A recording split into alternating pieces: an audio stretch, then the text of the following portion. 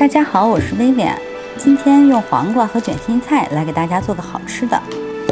黄瓜呢是每个家庭夏季常备的食材，口感清脆爽口，不管是生吃还是炒熟了，味道都不错。去皮之后切成均匀的薄片，再切丝盛入碗中备用。卷心菜的个头比较大，根部有硬芯儿，简单点儿，只需要切取顶部1/3的部分就行了。卷心菜也叫洋白菜，水分高，热量低，含有丰富的维生素，叶酸的含量也不少，所以孕妇日常可以多吃些。像这样切成均匀的细丝，再冲洗干净，控干水分备用。再准备些大蒜切末，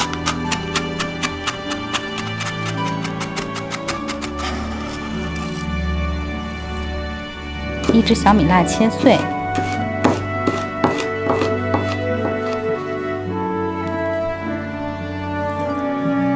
再切点葱花一起放入碗中，加1小勺盐，1勺糖，少量鸡精，1勺生抽，1勺米醋，再加2大勺纯净水或凉白开，淋上少许香油，搅拌均匀备用。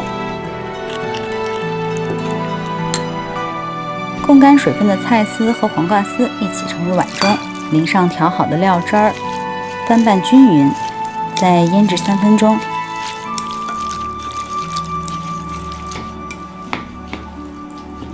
盛入盘中，淋上汤汁儿，就可以享用美味啦。